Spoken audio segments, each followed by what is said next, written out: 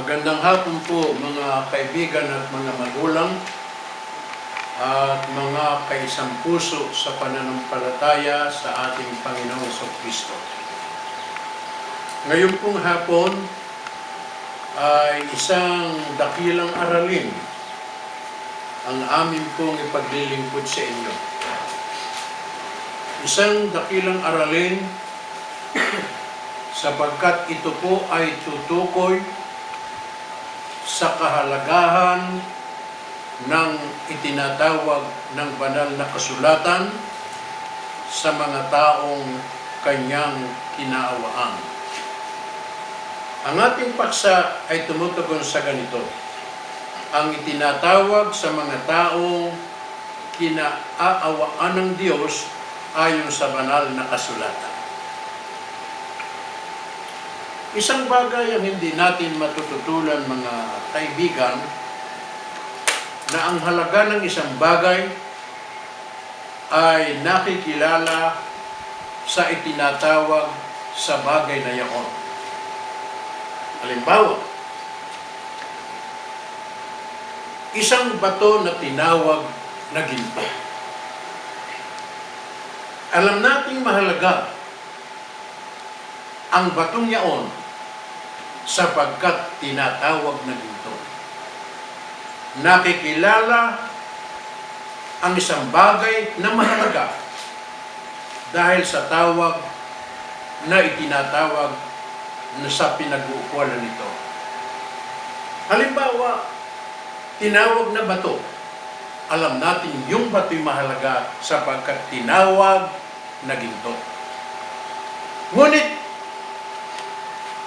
nagkakamali ang isang tao kung kapag tinawag na ginto ang isang bato na hindi naman tunay na ginto. Yun ang namimeke, di ba? Di ba mga kaibigan at mga magulang, pagka sinabing ito'y ginto, hindi naman tunay na ginto. Ibig sabihin yung taong yun ay nagsisinungaling, yung taong yun ay namimeke, yun ay hindi tapat, at yun ay sinungaling. At maraming ganyang tao ngayon. Yung talagang ginto ay hindi nila ipinakikilalang ginto, at yung hindi tunay na ginto, tinatawag nilang ginto. Ganyan ang maraming tao ngayon. Ngunit, ang Diyos ay hindi sinungaling. Ang Diyos ay tapat. Lahat ng sinabi niya totoo. Lahat ng tinawag niya totoo. At yan ay mababasa natin sa Genesis.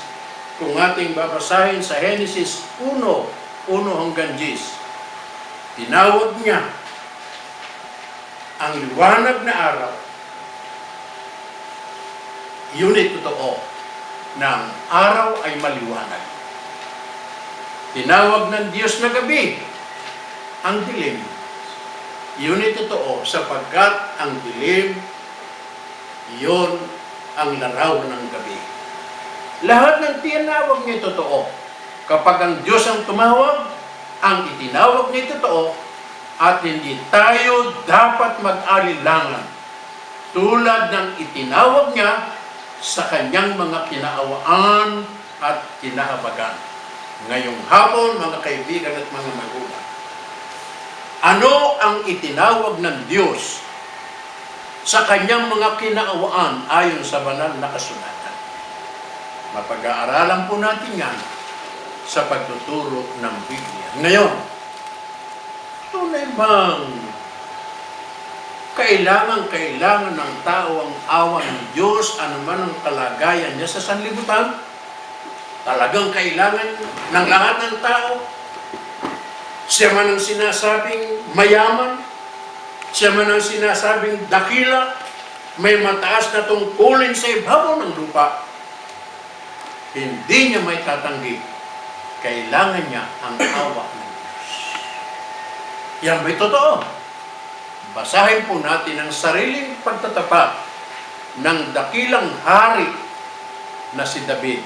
Ganito ang kanyang sinasabi sa awit 123:3. Inyong pakinggan at aming babasahin. Pakibasa mo, kapatid na Rahab. Maawa ka sa amin. O Panginoon, maawa ka sa amin. sapagkat kami lubhang lipos ng kadustaan. Napakaliwanag po. Ang nagsasalita ay isang hari, isang dakilang hari. Isang haring lipos ng kapangyarihan. Isang haring mayaman. Isang haring tinitingala ng lipunan sapagkat nasasakupan niya ang buong Israel. Pero anong sabi ng hari ito? Maawa ka sa amin. Maawa ka, ang wika ng hari. Bakit? Sapagkat kami ay lipos ng kabagabagan at kadustaan. Sa makatwid, inaamin ng haring si David na hari man ako, hari man siya, hari man ang isang tao, makapangyarihan man ang isang tao, kailangan niya ang awa ng Diyos. Kaya nga tabi ka ni David, maawa ka sa amin. Paano pinakikilala ng banal na kasulatan mismong si Apostol San Pablo na talagang wala sa kapangyarihan ng tao ang lahat ng mga bagay na may kinalaman sa tinatawag na kaligtasan? Ano ang pahayag ni Apostol San Pablo? Basahin po natin sa Roma 9:16-15. Ganito ang kanyang sinasabi. Pakibasa mo, kapatid na Rafael. Kaya nga, hindi sa may ibig, ni hindi sa tumatakbo, kundi sa Diyos na naawa. Tumigil muna tayo. Hindi sa may ibig. Maliwanag ang sabi ng Biblia. Isang Pablo, hindi sa may ibig, hindi ko gusto ko. Hindi ko gusto ko ang awa ng Diyos. Hindi ko gusto ko ang kaligtasan. Gusto ko ang katotohanan. Ay nasa akin na yung gusto ko. Hindi sa may ibig. Anong wika niya? Kundi sa Diyos na naaawa. Ang Diyos lamang ang makapagkakita. Anong katunayan niyan? 15. Sapagkat sabi niya kay Moises, ako'y maawa sa aking kinaawaan, at ako'y mahahabag sa aking kinahahabagan. Napakaliwanag po mga kaibigan at mga magulang. Sinasabi ng Diyos ang wika, maging kay Moises. Anong sabi ng Diyos? Ako'y maawa sa aking kinawaan at ako'y mahahabag sa aking kinahabagan. Hindi mapipilit ng sino man ang gusto ng Diyos. Ang Diyos lamang ang masusunod, hindi ikaw, hindi ako, hindi sa kagustuhan ng tao, kundi sa kagustuhan ng Diyos na makapangyarihan sa lahat. Bakit nagkaroon ng mga taong kinawaan? Bakit? Merong mga taong ganito na pinagukulan ng kanyang awa at ng kanyang habag sa kabila ng maraming mga taong nabubuhay sa ibabaw ng sanlibutan. Hindi lahat ay napagkukulan ng tinatawag na awa at kahabagan. Efeso 2:4-5, pakibasa mo ulit, kapatid na Ra. Ngunit ang Diyos palibas ay mayaman sa awa dahil sa kaniyang malaking pag-ibig na kaniyang iniibig sa atin. Bagamat tayo'y mga patay dahil sa ating mga kasalanan, tayo'y binuhay na kalakip ni Kristo sa pamamagitan ng biyaya'y kayo'y nangaligtas. Napakaganda ng sinabi ni Apostol San Pablo ito. Hindi dahil sa inyong ibig, hindi dahil sa inyong kagustuhan. Ang wika ni Apostol San Pablo, dahil sa malaking pag-ibig ng Diyos. Yung pag-ibig ng Diyos ang siyang nagbigay ng pagkakataon upang maraming taong mapag-ukulan ng awa, mapag-ukulan ng habag. Ang wika ni Apostol San Pablo, ang malaking pag-ibig ang siyang dahilan ng pagkakaroon ng awa sa kanyang mga kinauhan. Ngayon ang tanong, bakit kailangan ng maraming taong awa? Talagang awa ng Diyos ang kailangan natin. Umasa kayo sa awa ng Diyos. Umaasa tayo sa awa ng Diyos. Kailangan natin ang awa ng Diyos. Hindi tayo ang nasusunod. Hindi sapagkat gusto natin, kundi sa Diyos lamang na naaawa ang ikapagkakaroon natin ng kaligtasan. Dahil dito, abang anong kalagay ng Anong kalagayan ng maraming tao? Bakit kailangan talaga ang awa? Halos lahat ng tao, anong kalagayan? At kailangan nilang awa mula sa Diyos na makapangyarihan sa lahat. Awit 49, 14, 12 at 20. Ganito ang kanya sinasabi. Pakibasa mo, kapatid na Aaron. Sila'y nangatakda sa libingan na parang kawan. Kamatayan ay magiging pastor sa kanila. Ay, sandali, kapatid na Aaron. Sila ang wikay nangatakda sa kamatayan. Diba? Pakituloy mo, pakiulit mo. Sila'y nangatakda sa libingan na parang kawan. Kamatayan ay magiging pastor sa kanila. At ang matuwid ay magtataglay ng kapangyarihan sa kanila sa kinaumagahan. At ang kanilang agandahan ay mapapas sa libingan upang matunaw, upang mawala ng tahanan. 20. Taong nasa karangalan at hindi nakakaunawa ay gaya ng mga hayop na namamatay. Nako, napakaliwanag po mga kapatid at mga magulang. Ang lahat ng tao nakatakda ang likas sa kamatayan. Ikaw, ako, tayong lahat, anuman ang ating taglay na karangalan, anuman ang taglay nating kapangyarihan, hindi natin maaaring tanggihan ang katotohanan. Ikaw at ako, nakatakda sa kamatayan. At para patunayan ng hari si David, ang katotohanan ng kanyang sinabing nakatakda sa kamatayan ng lahat ng tao, ang taong wika na nasa karangalan, gaya ng hayop, ay mamamatay ang wika ng Santos. Kaya nga, kailangan ng taong awa sapagkat tayo ay nakatakda sa kamatayan. Ang tulad natin, ang ating tinutungo, ang tinatawag na malagim na kamatayan at kapahamaan. Kaya kailangan natin. Bakit ganito ang pakilala sa atin ng hari si David? Na talagang nakatakda tayo sa kamatayan. Ano ba ang kalagayan natin sa harap ng Diyos? Ano ang kalagayan natin sa silong ng langit? Bilang mga taong nabubuhay sa kalagayan nating alabok at lupa lamang sa sanlibutan. Ano ba ang kalagayan natin?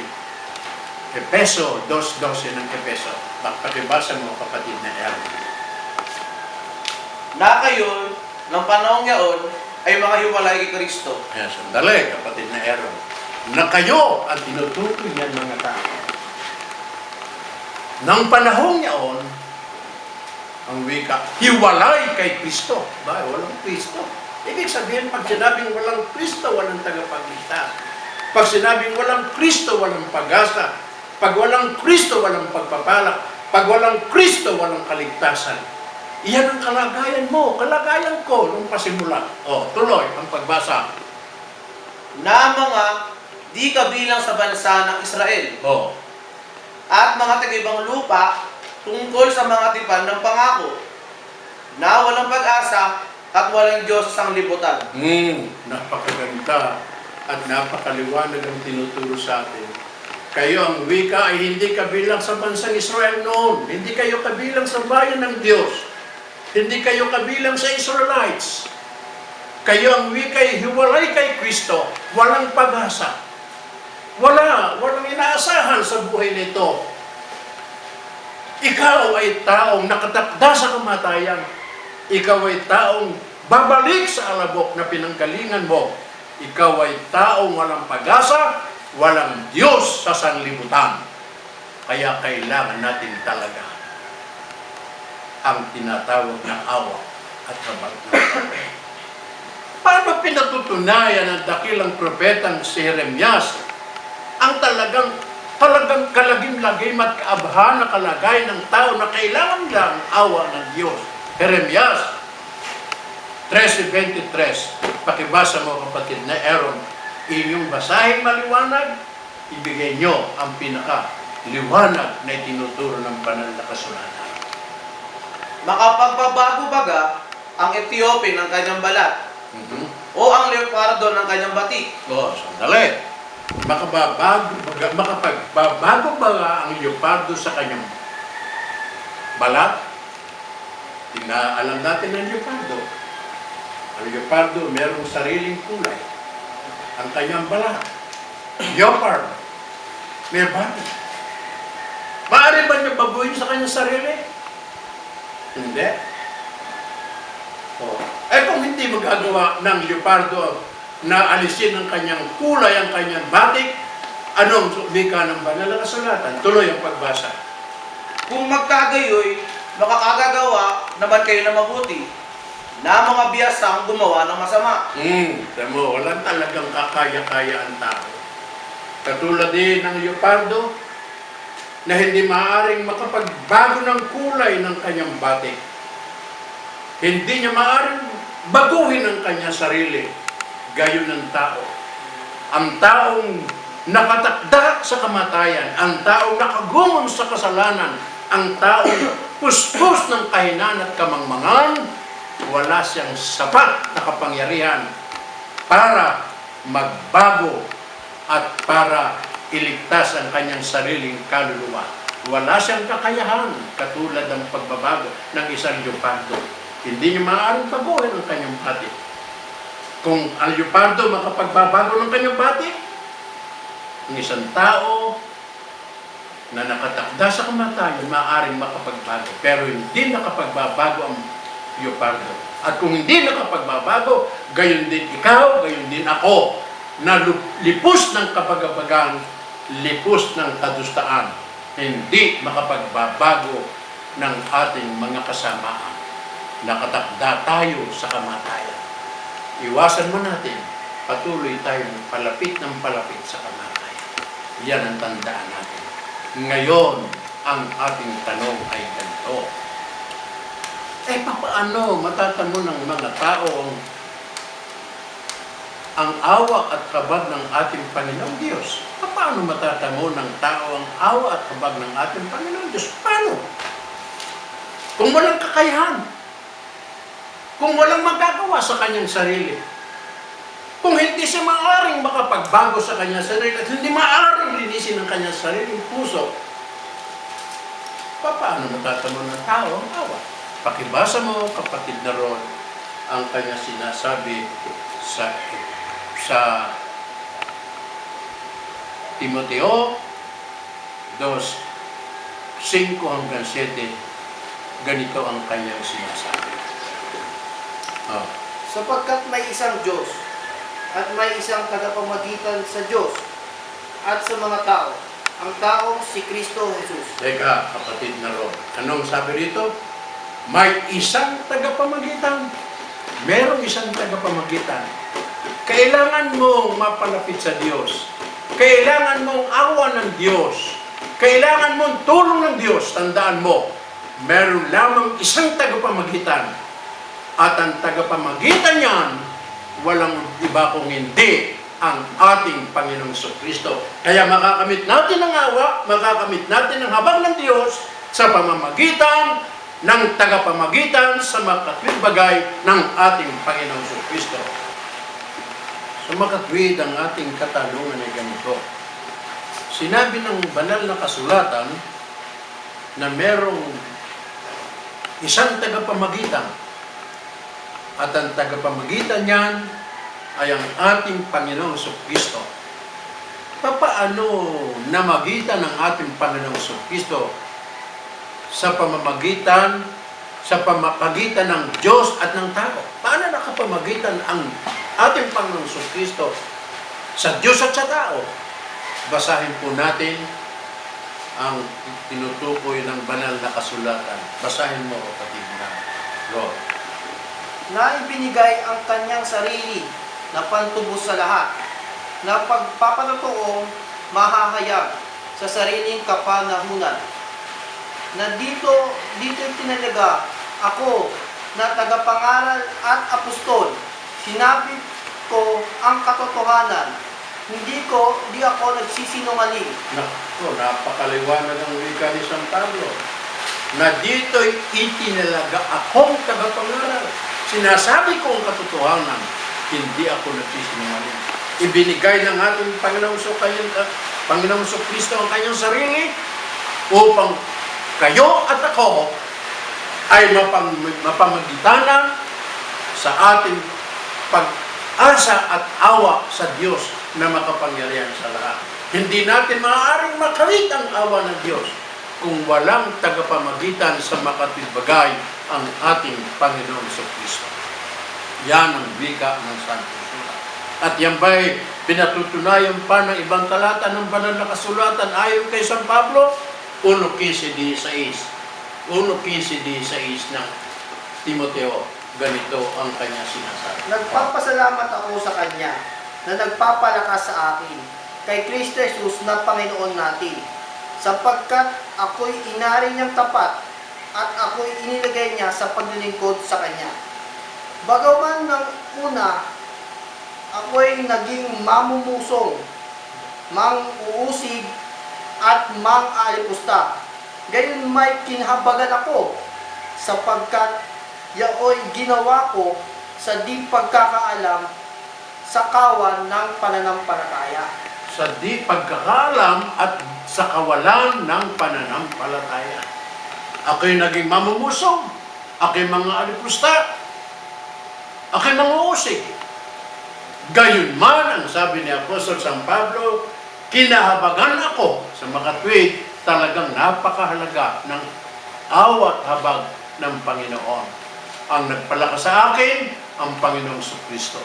Bagaman ako'y mahina, bagaman ako'y mamumusong, bagaman ako'y manguusig, mga alipusta, kinahabagan ako sa pamagitan ng aking Panginoong Kristo. Makatwid, ang tungkulin ng mga kinawaan, ipahayag ang karangalan niyong tumawag mula sa kadiliman hanggang sa kagilagilalas na kaliwanagan. Ang wika ni Apostol San Pedro, ipahayag ang karangalan.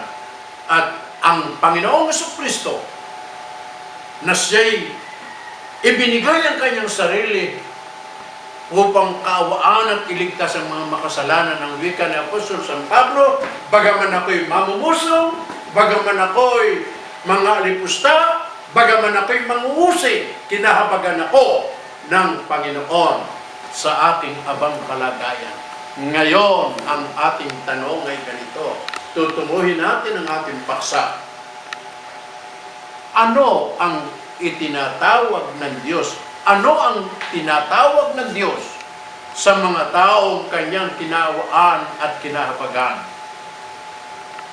Basahin po natin ang sagot sa 2:10 ng unang Pedro. Pakibasa mo, kapatid na lito. Na ng nakaraang panahon ay hindi bayan, datapat ngayon bayan ng Diyos, na hindi nagsisipagkamit ng awa, datapat ngayon nagsipagkamit ng awa. Ayan. Bagaman hindi bayan ng Diyos, itong mga taong ito, hindi tao ng Diyos. Ang wika ni Apostol San Pedro, gayon may nagsipagkamit ng awa, nagsipagkamit ng habag, itong mga taong ito. Anong itinawag dito sa mga taong ito na kinahabagan at kinawaan ng Panginoon? Anong itinawag ng banal na kasulatan? At ano ang itinawag ng Diyos sa mga taong ito na nagkamit ng awat habag ayon sa pagtuturo ng banal na kasulatan? Basahin po natin ng 9:24 hanggang 26 ng Roma. Pakibasa mo, kapatid na lito. Maging sa atin na kaniya namang tinawag, hindi lamang mula sa mga Hudyo, kundi naman mula sa mga Hentil. Gaya naman ang sinabi niya sa aklat ni Oseas, tatawagin kong aking bayan na hindi ko dating bayan, at iniibig na hindi dating iniibig, at mangyayari na sa dakong pinagsabihan sa kanila, kayo'y hindi ko bayan, at diyan sila tatawaging mga anak ng Diyos na buhay. Napakaliwanag ang wika ng Panginoon, ng Diyos na makapangyarihan sa lahat. Hindi natin pag-aanin lang sapagkat alam natin Kapag ang Diyos ang tumawag, tiyak at totoo ang kanyang itinatawag doon sa kanyang tinawag. Anong sabi niya? Tatawagin ko na aking bayan ang hindi dating bayan. Tatawagin kong iniibig ang hindi dating iniibig. Sa mga tuwid, anong itinawag ng Diyos sa mga taong kinawaan, sa mga taong kinahabagan ng ating Panginoon? Ang tawag niya, aking bayan.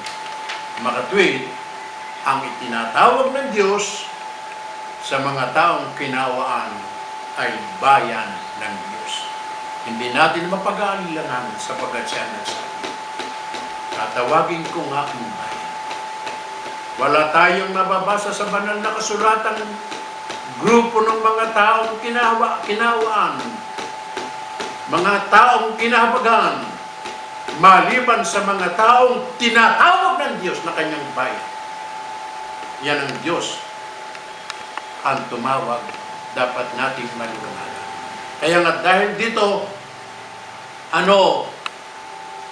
ang anyaya, kung tinatawag ng Diyos ang mga taong kinawaan na tinawag ng Diyos na kanyang bayan, anong kanyang anyaya sa lahat ng tinatawag ng Diyos na bayan? Basahin po natin sa 3:7 hanggang 8 ng Hebreo. Ito po ang anyaya ng Diyos na makapangyarihan sa lahat. Gaya nga ng sabi ng Espiritu Santo, ngayon kung marinig ninyo ang kaniyang tinig, huwag ninyong papagmatigasin ang inyong mga puso na gaya ng sa pamumungkahi, gaya ng sa araw ng pagtukso sa ilang. Anong sabi ng banal na kasulatan ng ating Panginoon? Ang wika sa pamagitan nito, inyong buksan ang inyong mga puso. Huwag niyong papagmatigasin ang inyong puso sa tawag na itinawag ng ating Panginoon. Buksan natin ang ating puso, buksan natin ang ating pandinig, buksan natin ang ating damdamin. Huwag natin papagmatigasin. Kung ating matinig ang kanyang tinig na kanyang sinabing, tatawagin kong aking bayan. Anong sabi niya? Ito ba'y inulit niya ng dakilang haring si David? Talagang inulit niya ang sabi ang salita ng ating Panginoong Diyos? 95:7 hanggang 8. Ganito ang kanyang pahay. Sapagkat siya ay ating Diyos, at tayo'y bayan ng kaniyang pastulan, at mga tupa ng kaniyang kamay. Ngayon, kung inyong didinggin ang kaniyang tinig, huwag ninyong papagmatigasin ang inyong puso, gaya sa Meriba, gaya sa kaarawan ng Masa sa ilang. Huwag niyong papagmatigasin ang inyong puso. Inulit ng Haris David. Yung sinabi ni Apostol San Pablo, huwag niyong papagmatigasin ang inyong puso. Huwag niyong pagmalakhan ang ating Diyos. Kapag tinawag ka, lumapit ka. Anong sabi ng Diyos? Tatawagin ko ang aking bayan na hindi dating bayan. Hindi tayo dating bayan. Hindi tayo Israelites. Hindi tayo Hudyo.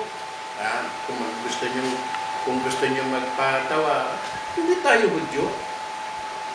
Ang mga Hudyo, yan ang, nung araw, yan ang bayan ng Diyos. Yung mga Hudyo yan, yan ang matatangos ang ilong.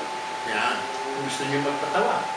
Ang ating, hindi naman tayo Hudyo, ang ilong natin, palpal dito mula dito sa kabila, hanggang dito sa kabila, pagka isang buwan lakbayin sa lapad. Yan. Gusto niyo magpatawa, di ba? Hindi tayo Hudyo. Hindi tayo kabilang sa bansang Israel. Pero ano sabi ng Panginoon? Dahil sa tawag na ito, sa tawag na bayan ng Diyos, huwag natin papagmatigasin ang ating puso at ang ating damdamin. Lumapit tayo sa Kanya. Ang wika ng dakilang haring si David, huwag natin papagmatigasin. At dahil dito, ano ang unikong anyaya ng ating Panginoong Diyos? Sa huling pagkakataon, ngayong hapon o ngayong araw na ito, ano ang panawagan ng ating Panginoon sa lahat ng taong binigyan ng Diyos ng buhay. Sa lahat ng taong binigyan ng Diyos ng pagkakataon. Sa lahat ng taong pinagpala ng Diyos, pinagkalooban ng buhay, lakas at liwanag ng pag-iisip. Ano ang anyaya ng Diyos sa atin ngayong hapon? Pakibasa mo kapag nalito, Malakias 3:7. Ang Ganito. mga magulang, kayo'y nangagpaaligaw sa aking mga tuntunin, at hindi ninyo tinalima. Manumbalik kayo sa akin, at ako'y manunumbalik sa inyo. Nakaw, napakaganda ng anyaya ng ating kapatid, ng ating Panginoong Diyos, mga magulang at mga kaibigan. Mula sa panahon ng ating mga magulang, tayo lang ang pakaligaw. Tayo ay kung saan-saan nagpunta ang mga layaw ng sanlibutan, kung saan-saan tayo nagpunta ng mga kasalanan at mga kasamaan. Naligaw tayo. Dahil sa ating kagustuhan sa ating sarili, hindi tayo pailalim sa kalooban ng Diyos.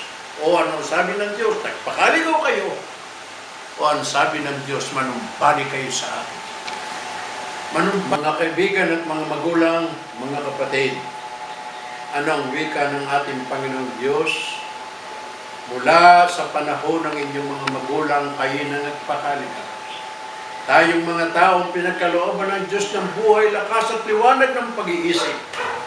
Ang sinunod natin ang ating sariling kagustuhan. Tayo naging hari ng ating sarili. Hindi tayo napailalim sa kalooban ng Diyos. At dahil doon, hindi tayo kinahabagan ng Diyos ng pagkakataong niyaon. Datapat ng magkatawang tao ang ating Panginoon Kristo, binigyan tayo ng pagkakataon ng siya'y magkatawang tao. Sa pamagitan ng kanyang sarili, sa pagbibigay niya ng kanyang sarili, iniligtas ang mga makasalanan, binigyan ng pagkakataon. Anong sabi sa mga tao na nagpakaligaw kayo? Sa tuntunin, hindi kayo tumalima ang kanyang anyaya. Manumbalik kayo sa akin at ako'y manumbalik sa inyo, ang sabi ng Diyos. Mga kaibigan, yan po ang aming panawagan sa inyo. Magsama-sama tayo manumbalik sa Diyos.